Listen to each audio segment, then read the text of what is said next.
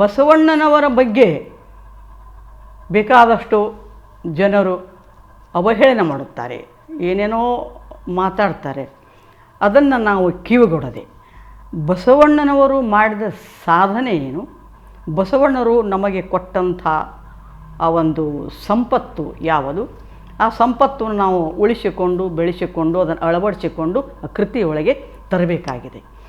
ಬಸವಣ್ಣನವರ ಒಂದು ಜನನವನ್ನು ನಾವೀಗ ತೆಗೆದುಕೊಳ್ಳೋಣ. ಮುಂದೆ ಅವರು ಅನುಭವ ಮಂಟಪ, ಶರಣರ ಆಗಮನ, ಅಲ್ಲಿಯ ಸಾಧನೆ, ಆ ಚರ್ಚಾಗೋಷ್ಠಿ, ಅದು ಮತ್ತು ಮುಂದೆ ನಾವು ನೋಡ್ತಾ ಹೋಗೋಣ. ಸಮಗ್ರ ಶರಣರ ಒಂದು ಅನುಭವ ಮಂಟಪವನ್ನು ನಾನು ನಿಮಗೆಲ್ಲ ಹೇಳಬೇಕು ಅಂತ ನಾನು ಮಾಡಿದ್ದೇನೆ. ಈಗ ಸದ್ಯಕ್ಕೆ ಬಸವಣ್ಣನವರ ಒಂದು ಜನನದ ಬಗ್ಗೆ ನಾವು ವಿಚಾರ ಮಾಡೋಣ. ವಿಜಯಪುರ ಜಿಲ್ಲೆಯ ಬಸವನ ಬಾಗೇವಾಡಿಯಲ್ಲಿ ಚಂದ್ರಬೆ ಮತ್ತು ಲಿಂಗಭಟ್ಟ ಅಂಥೇಳಿ ಸಾಮಾನ್ಯ ದಂಪತಿಗಳಿದ್ದರು. ಚಂದ್ರಬೆ ಲಿಂಗಭಟ್ಟ ಸಾಮಾನ್ಯ ಪಂಡಿತರಿದ್ದರು. ಅವರು ಲಿಂಗಭಟ್ಟರು ಸಾಮಾನ್ಯ ಪಂಡಿತರು. ಅವರಿಗೆ ಮಾದರಸರು ಒಬ್ಬ ಮಗ, ದೇವರಾಜ ಅಂತ ಒಬ್ಬರು ಮಗ, ಇಬ್ಬರು ಗಂಡಸು ಮಕ್ಕಳು ಇದ್ದರು ಅವರಿಗೆ. ಆ ಮಾದರಸರ ತಂದೆ ಲಿಂಗಭಟ್ಟರು ಆ ಒಂದು ಬ್ರಾಹ್ಮಣರ ಒಂದು ಆ ಕೇರಿಯ ಒಂದು ವ್ಯವಸ್ಥಾಪಕರಾಗಿದ್ದರು. ಆ ವ್ಯವಸ್ಥಾಪಕರು ಭಾಳ ಒಂದು ಶಿಸ್ತಿನಿಂದ ಅವರು ನಡೆಸಿಕೊಂಡು ಹೋಗ್ತಿದ್ದರು. ಅವರು ಮುಂದೆ ಐಕ್ಯ ಆಗ್ತಾರೆ. ಐಕ್ಯ ಆದಮೇಲೆ ಆ ಒಂದು ಸ್ಥಳವನ್ನು ನನಗೆ ಬೇಕು ನಿನಗೆ ಬೇಕು ಅಂತ ಎಲ್ಲ ಪಂಡಿತರು ಅವರು ಆ ಒಂದು ಜಗಳಾಡಲಿಕ್ಕೆ ಚಾಲು ಮಾಡ್ತಾರೆ. ಆ ಒಂದು ಇದು ಕರೀತಾರೆ, ಅಲ್ಲಿ ಒಂದು ಸಮಾವೇಶ ಗೈತಾರೆ, ಒಂದು ಚಾವಡಿ ಕಟ್ಟೆಯಲ್ಲಿ ಸಮಾವೇಶ ಗೈದು ಈ ಒಂದು ಸ್ಥಾನವನ್ನು ಯಾರು ತುಂಬಬೇಕು ಅಂತ ಹೇಳಿ ಒಂದಲ್ಲಿ ಪ್ರಶ್ನೆ ಬರ್ತದೆ. ಎಲ್ಲರೂ ಕೂಡಿ ಆ ಮಾದರಸರ ಹೆಸರನ್ನು ಸೂಚಿಸ್ತಾರೆ. ಮಾದರಸರು ಇನ್ನೂ ಸಣ್ಣವರಿದ್ದಾರೆ, ಅವ್ರಿಗೆ ಇದನ್ನು ಕೊಡೋದು ಬೇಡ, ಇನ್ನೊಬ್ಬರಿಗೆ ಕೊಡಬೇಕು, ಆ ಭಟ್ರಿಗೆ ಈ ಭಟ್ರಿಗೆ ಅಂತ ಅವರು ಮಾತನಾಡಲಿಕ್ಕೆ ಚಾಲು ಮಾಡ್ತಾರೆ. ಆ ಎಲ್ಲರೂ ಕೂಡಿ ಏನು ಮಾಡ್ತಾರೆ, ಅವರು ಸಣ್ಣವನಾದರೂ ಒಳ್ಳೆಯ ಕೆಲಸಗಾರ, ಒಳ್ಳೆಯ ಸ್ಫೂರ್ತಿಯಿಂದ ಕೆಲಸ ಮಾಡ್ತಾರೆ, ಅವರು ಒಳ್ಳೆಯ ನಿಷ್ಠೆಯಿಂದ ಕೆಲಸ ಮಾಡ್ತಾರೆ, ಅವರು ಸಾತ್ವಿಕರು ಕೂಡ, ಒಳ್ಳೆಯ ಗುಣವುಳ್ಳವರು, ಮುಗ್ಧ ಜನ, ಅದಕ್ಕೆ ಅವರಿಗೇ ಆ ಒಂದು ಸ್ಥಾನವನ್ನು ಕೊಡಬೇಕು ಅಂಥೇಳಿ ಹೇಳ್ತಾರೆ. ಹೀಗಾಗಿ ಅವರು ಒಂದು ಆ ಸ್ಥಾನಕ್ಕೆ, ಆ ಒಂದು ಕೇರಿಯ ಸ್ಥಾನಕ್ಕೆ ಒಂದು ವ್ಯವಸ್ಥಾಪಕರಾಗಿ ಅಲ್ಲಿ ಇರ್ತಾರೆ. ಅವರು ಮುಂದೆ ಅವರು ವಯಸ್ಸಿಗೆ ಬಂದ ಕ್ಷಣ ಒಂದು ಮದುವೆ ಮಾಡಬೇಕು ಅಂತ ಅವರು ವಿಚಾರ ಮಾಡ್ತಾರೆ. ಅಲ್ಲಿ ಒಬ್ಬರು ಮಧ್ಯದಲ್ಲಿ ಒಬ್ಬರು ಮಧ್ಯಸ್ಥಿಕೆ ವಹಿಸಿ ಇಂಗ್ಲೇಶ್ವರದಲ್ಲಿ ಒಬ್ಬರು ಶಿವದೇವಯ್ಯ ಮತ್ತು ಸುವರ್ಣಾಂಬೆ ಸತಿಪತಿಯರಿರ್ತಾರೆ. ಆ ಶಿವದೇವಯ್ಯನವರಿಗೆ ಒಬ್ಬ ಮಾದಲಾಂಬಿಕೆ ಅನ್ನುವಂಥ ಮಗಳಿದ್ದಾಳೆ. ಅವಳು ಒಳ್ಳೆಯ ರೂಪವತಿ, ಗುಣವತಿ ಮತ್ತು ಬಹಳ ಭಕ್ತಿ ಇದ್ದಾಳೆ, ಶಿವಭಕ್ತಳು. ಅವಳನ್ನು ನೀವು ಸೊಸೆಯನ್ನಾಗಿ ಮಾಡಿಕೊಂಡ್ರೆ ಭಾಳ ಚಲೋ ಆಗ್ತದೆ ಅಂಥೇಳಿ ಅವರು ಇಂಗ್ಲೇಶ್ವರಕ್ಕೆ ಕನ್ಯಾ ನೋಡ್ಲಿಕ್ಕೆ ಹೋಗಿ ಅದನ್ನು ಅವ್ರಿಗೆ ಪಾಸ್ ಬಿದ್ದು ಅವ್ರ ಜೊತೆ ಮದುವೆ ಆಗ್ತೈತಿ. ಮದುವೆ ಆಗ್ತದೆ. ಹೀಗೆ ಕೆಲವು ವರ್ಷ ಹೋಗ್ತದೆ. ಕೆಲವು ವರ್ಷ ಹೋಗಿ ಮುಂದೆ ಒಂದು ಕಡೆ ಏನು ಹೇಳ್ತಾರೆ, ನಾಗಲಾಂಬಿಕೆ ಒಬ್ಬಳೇ ಮಗಳು, ಅವರಿಗೆ ಗಂಡಸು ಮಕ್ಕಳಿರಲಿಲ್ಲ, ಬಹಳ ವರ್ಷದ ನಂತರ ಬಸವಣ್ಣವರು ಹುಟ್ಟಿದರು ಅಂತ ಒಂದು ಕಡೆ ಹೇಳ್ತಾರೆ. ಇನ್ನೊಂದು ಕಡೆ ಏನು ಹೇಳ್ತಾರಂದರೆ, ಅವರಿಗೆ ವಾದಿರಾಜ ಅಂತ ಒಬ್ಬ ಮಗ ಇದ್ದ, ಆಮೇಲೆ ನಾಗಲಾಂಬಿಕೆ, ನಂತರ ಬಹಳ ವರ್ಷಗಳ ಹಿಂದೆ ಬಸವಣ್ಣವರು ಹುಟ್ಟಿದ್ರು ಅಂತ ಒಂದು ಕಡೆ ಹೇಳ್ತಾರೆ. ಅದೇನೇ ಇರಲಿ, ಒಟ್ಟಿನಲ್ಲಿ ಮಾದಲಾಂಬಿಕೆಗೆ ನಾಗಮ್ಮ ಅನ್ನುವಂಥ ಒಬ್ಬ ಪುತ್ರಿ ಇದ್ದಳು. ಮುಂದೆ 7ನೇ ವರ್ಷಕ್ಕೆ ಮತ್ತೆ ಅವಳು ಗರ್ಭವತಿ ಆಗ್ತಾಳೆ. ಇಲ್ಲಿ ಬಸವಣ್ಣನವರ ಹುಟ್ಟಿನ ಬಗ್ಗೆ ಬಸವ ಪುರಾಣ ಹೇಳ್ತಾರೆ. ಬಸವ ಪುರಾಣದೊಳಗೆ ಏನು ಹೇಳ್ತಾರೆ ಅಂತಂದರೆ, ಅವಳಿಗೆ ಭಾಳ ವರ್ಷ ಮಕ್ಕಳಾಗಿರಲಿಲ್ಲ, ಆ ನಂದಿಯ ಪೂಜೆ ಮಾಡಿದ್ಲು, ಅದರಿಂದ ಆ ನಂದಿ ಕಿವಿ ಜಾಡಿಸ್ತು, ಅದಕ್ಕೆ ಅಲ್ಲಿ ಒಬ್ಬ ಮಗ ಹುಟ್ಟುದ ಅಂತ ಹೇಳ್ತಾರೆ. ಬಸವಣ್ಣವರೇ ಒಂದು ಕಡೆ ಹೇಳಿದ್ದಾರೆ, ಕರ್ಣದಿಂದ ಜನಿಸಿದವರುಂಟೆ ಜಗದೊಳಗೆ ಅಂತ ಬಸವಣ್ಣವರೇ ಹೇಳಿದ್ದಾರೆ. ತಮ್ಮ ಒಂದು ವಚನದಲ್ಲಿ ಕರ್ಣದೊಳಗೆ ಜನಿಸಿದವರುಂಟೆ ಅಂತ ಒಂದು ವಚನದಲ್ಲಿ ಹೇಳಿದ್ದಾರೆ. ಕಾಶಿ ಕಮ್ಮಾರನಾದ, ಕಾಶಿ ಕಮ್ಮಾರನಾದ, ಬೀಶಿ ಮಡಿವಾಳನಾದ, ಕಾಶಿ ಕಮ್ಮಾರನಾದ, ಹಾಸನಿಕ್ಕಿ ಸಾಲಿಗನಾದ, ಹಾಸನಿಕ್ಕಿ ಸಾಲಿಗನಾದ, ವೇದವನೋದಿ ಹಾರುವನಾದ, ಕಾಶಿ ಕಾಶಿ ಕಮ್ಮಾರನಾದ ಬೀಸಿ ಮಡಿವಾಳನಾದ ಕಾಶಿ ಕಮ್ಮಾರನಾದ ಕರ್ಣದೊಳಗೆ ಜನಿಸಿದವರುಂಟೆ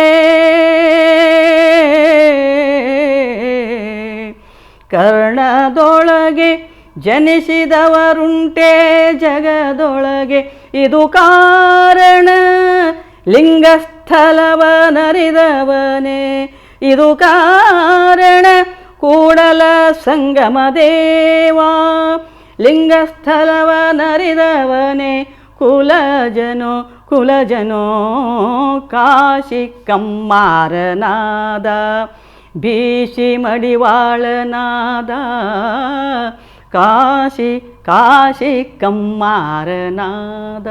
ಬಸವಣ್ಣನವರೇ ಹೇಳ್ತಾರೆ ಕರ್ಣದೊಳಗೆ ಜನಿಸಿದವರು ಉಂಟೆ ಅಂತ ಹೇಳುವ ಒಂದು ಸಮಯದಲ್ಲಿ ಬಸವಣ್ಣನವರೇ ಕಿವಿಯಿಂದ ಹುಟ್ಟಿದರು ಅನ್ನುವ ಮಾತು ಎಂಥ ವಿಪರ್ಯಾಸ ಆಗ್ತದೆ ನೋಡ್ರಿ. ಹಾಗೆ ಆ ಬಸವ ಪುರಾಣ, ಆ ಪುರಾಣವೇ ಬೇರೆ, ಪ್ರವಚನವೇ ಬೇರೆ, ಶಾಸ್ತ್ರವೇ ಬೇರೆ ಮತ್ತು ಕೀರ್ತನವೇ ಬೇರೆ, ಇವೆಲ್ಲವೂ ಬೇರೆ ಬೇರೆ ಇರ್ತವೆ.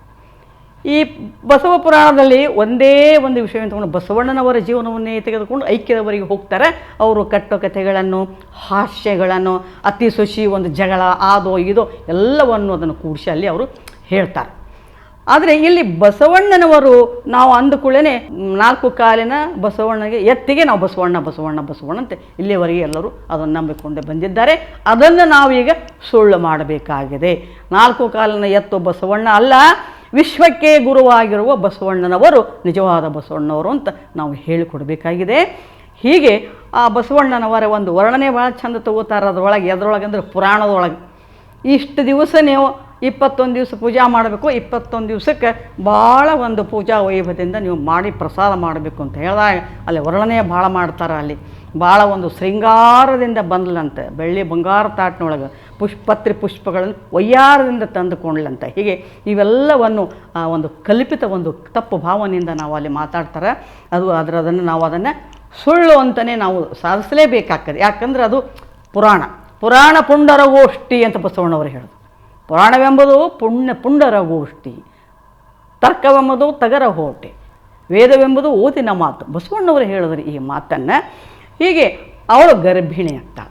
ಗರ್ಭಿಣಿ ಆದ ಕೂಡಲೇ ಕೆಲವರಿಗೆ, ಗರ್ಭಿಣಿ ಸ್ತ್ರೀಯರಿಗೆ ಈ ಆಕಾಂಕ್ಷೆಗಳು, ಆಸೆಗಳು, ಬಯಕೆಗಳು ಅಂತಾರೆ. ಬಸ್ಸದಿದ್ದಾಗ ಬಯಕೆ, ಅದು ಬೇಕು ಇದು ತಿನ್ನಬೇಕು. ಕೆಲವರು ಕೆಂಪು ಮಣ್ಣು ತಿಂತಾರೆ, ಕೆಲವರು ಬೂದಿ ತಿಂತಾರೆ, ಕೆಲವರು ಅದೇನದು ಇಡ್ಲಿ ತಿಂತಾರೆ, ಕೆಲವರು ವಿಭೂತಿ ತಿಂತಾರೆ, ಏನು ಹಸಿ ಮೆಣಸಿಕಾಯಿ, ಹಸಿ ಮಾವಿನಕಾಯಿ, ಲಿಂಬೆಹಣ್ಣು, ಏನೇನೋ ಹುಣಸಿಕಾಯಿ ಅದನ್ನೆಲ್ಲ ತಿಂತಿರ್ತಾರೆ. ಆದರೆ ಈ ತಾಯಿಗೆ, ಮಾದಲಾಂಬಿಕೆಗೆ ಯಾವ ಬಹಿರಂಗದ ಆಶೆ, ಅಪೇಕ್ಷೆಗಳು, ಬಯಕೆಗಳು ಇರಲಿಲ್ಲ.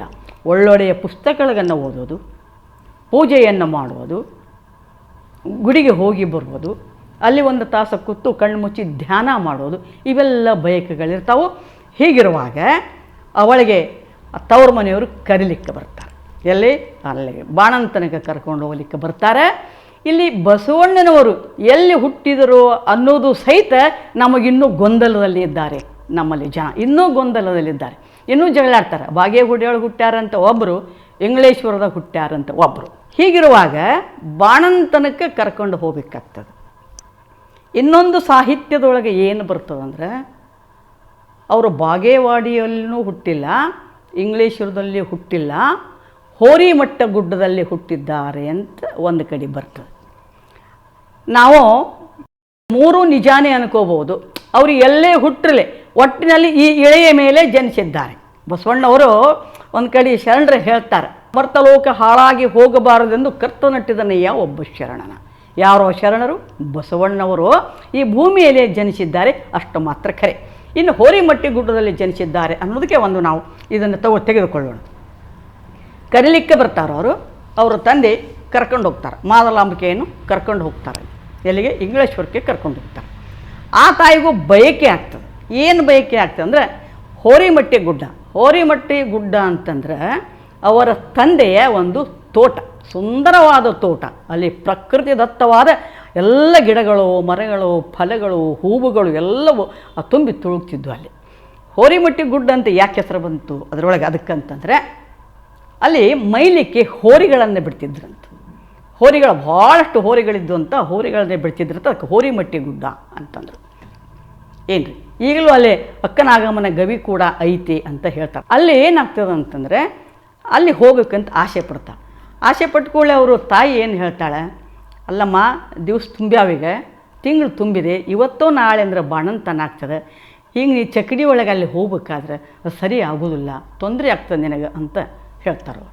ಅದಕ್ಕೆ ತಂದೆ ಹೇಳ್ತಾರೆ, ನೋಡು ಅವಳ ಬಯಕೆ ಅದು ಆಗಿರಬಹುದು, ಅಲ್ಲಿಗೆ ಹೋಗೋಣ, ನಾನು ಹೊರಗಿನ ವ್ಯವಸ್ಥೆ ಮಾಡ್ತೀನಿ, ನಿನಗೇನು ಬೇಕು ನೀನು ಒಳಗಿನ ವ್ಯವಸ್ಥೆ ಮಾಡ್ಕೊ ಅಂಥೇಳಿ ಅವ್ರು ಏನು ಮಾಡ್ತಾರೆ ಅಂದರೆ ಮಾದಲಾಂಬಿಕೆಯ ತಂದೆಯವರು, ಮಾದಲಾಂಬಿಕೆ ತಂದೆಯವರು ಎಲ್ಲ ವರ್ತಕರಿಗೆ ಹೇಳಿ ಕಳಿಸ್ತಾರೆ. ತಮ್ಮ ಒಬ್ಬ ಸೇವಕನ ಕೈಯಲ್ಲಿ ಬೆಲ್ಲ, ಎಣ್ಣೆ, ಆಮೇಲೆ ಬೇಳೆ, ಅದಕ್ಕೇನು ಬಾಣಂತನಕ್ಕೆ ಕೊಬ್ಬರಿ, ಏನು ಸಾಹಿತ್ಯ ಬೇಕು ಎಲ್ಲವನ್ನು ಚಕಡಿ ತುಂಬಿಸ್ತಾರೆ. ಇವರು ಒಳಗೆ ಹಂಡೆ, ಕೊಡ, ತಮಗೆ ಪಾತ್ರೆ, ಏನು ಪಾತ್ರೆ, ಪಗಡೆ ಎಲ್ಲವನ್ನು ಅವರು ತೆಗೆದುಕೊಳ್ತಾರೆ. ಅಲ್ಲಿ ಅವರು ಒಂದು ಮನೆಯೂ ಇರ್ತದೆ, ಆ ತೋಟದಾಗ ಅವ್ರ ಮನೆಯೂ ಕಟ್ಟಿಸಿರ್ತಾರೆ. ಇವಕ್ಕೆ ಅವ್ರನ್ನ ಹೆಂಗಂತಂದ್ರೆ ಸವಾರಿ ಗಾಡಿ ಅಂತೀವಿ ನಾವು. ಸವಾರಿ ಗಾಡಿ ಅಂದರೆ ಆ ಎತ್ತಿನ ಬಂಡಿಗೆ ಆ ಮೇಲೆಲ್ಲ ಒಂದು ಸುಂದರವಾದ ಒಂದು ಕವಚವನ್ನು ಹಾಕಿ ಅವರು ಎಲ್ಲ ವ್ಯವಸ್ಥೆ ಮಾಡ್ತಾರೆ. ಗಾದಿ ಹಾಕ್ತಾರೆ, ತೆಕ್ಕೆ ಇಡ್ತಾರೆ, ತೆಲಗೊಂಬಿಡ್ತಾರೆ. ಅವಳಿಗೆ ಮೆತ್ತನೆ ಒಂದು ಹಾಸಿಗೆಯನ್ನು ಮಾಡಿ ಏನೂ ತೊಂದರೆ ಆಗದಂತೆ ಆ ಕಿಲಾರಿ ಎತ್ತುಗಳನ್ನು ಕಟ್ಟುತ್ತಾರೆ. ಆ ಒಂದು ಚಕಡಿಗೆ ಸವಾರಿಗಳಿಗೆ ಕಿಲಾರಿ ಎತ್ತುಗಳೇ ಶೋಭೆ. ಆ ಕೊರಳೆಯೊಳಗಿನ ಗೆಜ್ಜಿ ಕಟ್ಟಿರ್ತಾರೆ. ಹಾಗೇ ಎತ್ತುಗಳು ಹಿಂಗೆ ಗೋಣ ಹಾಕೋತ ಚಕಡಿ ಹೋಗ್ತಾ ಇದ್ದರೆ ಆ ನಾದ ಹೆಂಗೆ ಬರ್ತದೆ ಅಂದರೆ ಓಂಕಾರ ನಾದ ಬರ್ತದೆ ಆ ಗಂಟೆಯೊಳಗೆ. ಅಷ್ಟು ಸುಂದರವಾಗಿ ಓಡ್ತಾವವು. ಹಾಗೆ ಭಾಳ ಒಂದು ಸೂಕ್ಷ್ಮ ರೀತಿಯಿಂದ ಆ ತಾಯಿಯನ್ನು ಕರೆದುಕೊಂಡು ಆ ಒಂದು ಹೋರಿಮಟ್ಟ ಗುಡ್ಡಕ್ಕೆ ಹೋಗ್ತಾರೆ. ಆಕೆ ಅಲ್ಲಿ ಹೋಗಿ ಒಂದು ಪ್ರಕೃತಿ ಸೌಂದರ್ಯವನ್ನು ನೋಡಿ ಆನಂದ ಪಡುತ್ತಾಳೆ. ಮುಂದೆ ಅಲ್ಲಿ ಬಂದು ಮಾದಲಾಂಬಿಕಾ ತಾಯಿ ತಾನೊಬ್ಬಳೇ ಅಲ್ಲಿ ತಿರುಗಾಡ್ತಾ ಒಂದು ಪ್ರಕೃತಿ ಸೌಂದರ್ಯವನ್ನು ನೋಡ್ತಾ ಸಾಯಂಕಾಲದ ಹೊತ್ತಾಗ್ತದೆ.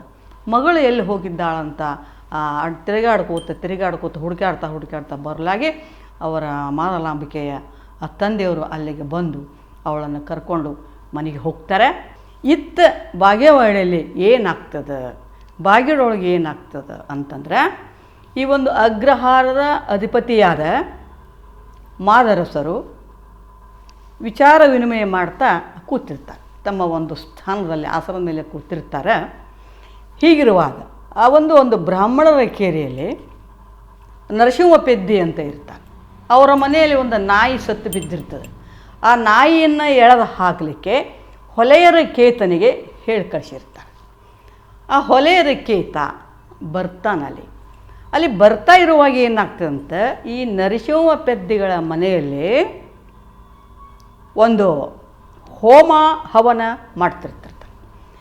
ಆ ಹೋಮ ಹವನದಲ್ಲಿ ತುಪ್ಪ ಹಾಕೋದು, ಆ ಗಂಧದ ಕಟ್ಟಿಗೆಯನ್ನು ಸುಡ್ತವರು, ಪಟ್ಟೆ ಪೀತಾಂಬರಗಳನ್ನು ಸುಡೋದು, ಅನ್ನವನ್ನು ಸುರುವುದು, ಇದೆಲ್ಲವನ್ನು ಮಾಡ್ತಾರೆ. ಇದೆಲ್ಲವನ್ನು ಮುಂದೆ ಬಸವಣ್ಣವರು ಖಂಡಿಸ್ತಾರೆ. ಅದು ಮುಂದೆ ಬರ್ತದೆ, ಆ ವಿಷಯ ಹೇಳ್ತೀನಿ. ಹಾಗೆ ನಡೆಯುವಾಗ ಈ ಹೊಲೆಯರ ಕೇತ ಅವ್ರ ಮನೆಗೆ ಹೋಗ್ಬೇಕಾದ್ರೆ ಹಿತ್ತಲ ಬಾಗಿಲಿಂದ ಹೋಗಬೇಕು ಆ ಒಂದು ನಾಯಿಯನ್ನು ತಗೊಂಡು ಹೋಗಲಿಕ್ಕೆ. ಹೋಗುವಾಗ ಅವ್ರ ಕಿಟಕಿಯೊಳಗಿಂದ ಹೊಗೆ ಬರ್ತಾ ಇದೆ. ಇಲ್ಲಿ ಯಾಕೆ ಹೊಗೆ ಬರ್ತದೆ ಅಂಥೇಳಿ ಒಂದು 16-18 ವರ್ಷದ ಹುಡುಗ ಕೇತ, ಜ್ಞಾನ ಇಲ್ಲ, ಅಲ್ಲಿ ಕಟ್ಟಿ ಮೇಲೆ ನಿಂತ ಕಿಟಕಿ ಒಳಗೆ ನೋಡ್ತಾನೆ ಹೊಗೆ ಎಲ್ಲಿದೆ ಬರ್ತದೆ ಅಂಥೇಳಿ. ಆ ಹೊಗೆ ಆ ಒಂದು ಧೂಪದಿಂದ ಬರ್ತಾ ಬೆಂಕಿಯೊಳಗೆ ಹಾಕಿದಂಥ ಆ ಗಂಧದ ಕಟ್ಟಿಗೆ ತುಪ್ಪದಿಂದ ಹೊಗೆ ಬರ್ತಿರ್ತದೆ. ಹಾಗೆ ಸುಮ್ಮನೆ ನೋಡ್ಕೋತ ನಿಂತಿರ್ತಾನೆ. ಈ ಹುಡುಗ ಕಿಟಕಿಯಲ್ಲಿ ನಿಂತಿದ್ದು ಆ ನರಸಿಂಹ ಪೆದ್ದಿಗಳು ನೋಡ್ತಾರೆ. ಭಾಳ ಉಗ್ರರಾಗಿ ಬಿಡ್ತಾರೆ ಅವರು. ಸಿಟ್ಟಿಗೆದ್ದು ಹೊರಗೆ ಬರ್ತಾರೆ. ಎಲೆ ಕೇತ, ಇಲ್ಲೇ ಯಾಕೆ ನಿಂತಿ ಕಟ್ಟಿ ಮೇಲೆ, ಇದನ್ನೆಲ್ಲಿ ನೋಡ್ಲಿಕ್ಕೆ ನೀನು ಪಾಪಿ, ನೀನು ನಮ್ಮದು ಮಂತ್ರ ಕೇಳಿದೆ, ನಾವು ನಮ್ಮ ಹೋಮ ಹವನ ನೀನು ನೋಡಿದೆ, ನಿನಗೆ ತಕ್ಕ ಶಿಕ್ಷೆಯಾಗಬೇಕು ಅಂತ ತಿಳ್ಕೊಂಡು ಅಗ್ರಹಾರಕ್ಕೆ ಹೋಗ್ತಾರೆ. ಅಗ್ರಹಾರಕ್ಕೆ ಹೋಗಿ ಮಾದರಸರಿಗೆ ಈ ವಿಷಯವನ್ನು ಹೇಳ್ತಾರೆ. ನೀವು ಅವನಿಗೆ ತಕ್ಕ ಶಿಕ್ಷೆಯನ್ನು ಕೊಡಬೇಕು. ನಮ್ಮ ಮಂತ್ರವನ್ನು ಕೇಳಿದ್ದಾನೆ, ನಮ್ಮ ಮಂತ್ರ, ಅವನ ಕಿವಿಯಲ್ಲಿ ಕಾದ ಶೀಸನ್ನು ಹಾಕಬೇಕು. ಕಣ್ಣಿನಿಂದ ನೋಡಿದ್ದಾನೆ, ಕಣ್ಣನ್ನು ಕೇಳಬೇಕು. ಈ ಉಗ್ರವಾದ ಕಠಿಣ ಶಿಕ್ಷೆಯನ್ನು ನೀವು ಕೊಡಬೇಕು ಆತನಿಗೆ, ಇಲ್ಲಂದರೆ ನಮ್ಮ ಬ್ರಾಹ್ಮಣರಿಗೆ ಅವಮಾನ ಅಂತ ಹೇಳ್ತಾನೆ. ಈ ಸಮಸ್ಯೆ ಇವರಿಗೆ ಭಾಳ ಕಠಿಣ ಆಗ್ತದೆ. ಯಾರಿಗೆ ಮಾದರಸರಿಗೆ, ಅಯ್ಯೋ ಈ ಸಣ್ಣ ಮಗುಗೆ ಇಂಥ ಶಿಕ್ಷೆ ಕೊಡಬೇಕಾ ಅಂತ ಗಾಬರಿ ಆಗ್ತಾರೆ ಅವರು. ಅವರಿಗೆ ಕಳ್ಳು ಚುರುಕಂತದೆ, ಅಯ್ಯೋ ಇಂಥ ಮಗುಗೆ ಕೊಡಬೇಕಲ್ಲ, ಏನು ಮಾಡಬೇಕು, ಇದನ್ನು ನಾಳೆಗೆ ನೋಡೋಣಪ್ಪ, ಈಗೆಲ್ಲರೂ ಶಾಂತರಾಗ್ರಿ, ನಾಳೆಗೆ ನೋಡೋಣ ಅಂತ ಹೇಳ್ತಾರೆ. ಸರಿ, ಎಲ್ಲರೂ ಹಾದಿ ಕಾಯ್ತಿರ್ತಾರೆ. ಆ ಮರು ದಿವಸ ಕೇತನ ಜೋಡಿ ಅವರ ತಂದೆಯನ್ನು ಕರ್ಕೊಂಡು ಬರ್ತಾನೆ. ಆ ತಂದೆ ಮಗನು ಇಬ್ಬರು ಕೂಡಿ ಅಲ್ಲಿ ಬಂದಿರ್ತಾರೆ. ಎಲ್ಲ ಬ್ರಾಹ್ಮಣರು ಬಂದಿರ್ತಾರೆ. ಆ ಬ್ರಾಹ್ಮಣರು ಆ ಕಡೆ ಈ ಕಡೆ ಸಾಲಾಗಿ ನಿಂತಿರ್ತಾರೆ. ಆ ತಂದೆ ಮಗ ಕೇತನ ತಂದೆ ಇಬ್ಬರು ಕೂಡಿ ಅಲ್ಲಿಗೆ ಬರ್ತಾರೆ. ಬಂದ ಕ್ಷಣ ದೂರ ಸರಿ ದೂರ ಸರಿ ದೂರ ಸರಿ ಅಂತ ಅವ್ರನ್ನ ಅಷ್ಟು ದೂರ ನಿಲ್ಲಿಸ್ತಾರೆ. ಅವರು ಮತ್ತೆ ಹೇಳ್ತಾರೆ, ಈತ ನಮ್ಮ ಮನೆಯಲ್ಲಿ ನಡೆಯುವಂತಹ ಹೋಮ ಹವನವನ್ನು ನೋಡಿದ್ದಾನೆ, ಕಿವಿಯಿಂದ ಮಂತ್ರ ಕೇಳಿದ್ದಾನೆ, ಇವನಿಗೆ ಕಠಿಣವಾದ ಶಿಕ್ಷೆ ಕೊಡಬೇಕು, ಕಿವಿಯಲ್ಲಿ ಕಾದ ಸೀಸ ಹಾಕಬೇಕು ಅಂತ ಹೇಳ್ತಾರೆ. ಆಗ ಈ ವಿಚಾರ ಮಾಡ್ತಾರೆ, ಇದು ಭಾಳ ಕಠಿಣ ಶಿಕ್ಷೆ, ಏನು ಮಾಡಬೇಕು. ಎಲ್ಲರೂ ತಮ್ಮ ತಮ್ಮ ತಲೆಗೆ ಬಂದಂತೆ ಒಂದೊಂದೊಂದೊಂದು ಎಲ್ಲರೂ ಅವರು ಮಾತಾಡ್ತಾರೆ, ಇವನಿಗೆ ಶಿಕ್ಷೆ ಆಗಲೇಬೇಕು ಅಂತ. ಹೀಗೆ ಆ ಮಾದರಸರು ವಿಚಾರ ಮಾಡ್ತಾ ಇರುವ ಸಮಯದಲ್ಲಿ ಅವರ ಸೇವಕ ಒಬ್ಬ ಬಂದು ಅವರ ಕಿವಿಯಲ್ಲಿ ಏನೋ ಮಾತು ಹೇಳ್ತಾನೆ. ಆ ಕಿವಿಯಲ್ಲಿ ಮಾತು ಹೇಳಿದ ಕ್ಷಣ ಇವರ ಮುಖ ಅರಳಿ ಬಿಡ್ತದೆ. ಏನು ಹೇಳಿದ್ರು ಆ ಮಾತ ಅಂದರೆ, ಮಾದಲಂಬಿಕಾ ತಾಯಿ ಅಲ್ಲಿ ಹೆರಿಗೆಗೆ ಹೋಗಿರ್ತಾಳಲ್ಲ, ಅವರಿಗೆ ಗಂಡು ಮಗು ಆಗಿರ್ತದೆ, ಗಂಡು ಮಗು ಆಗ್ಯದಂಥೇಳಿ ಸುದ್ದಿ ಬರ್ತದೆ ಅಲ್ಲಿ.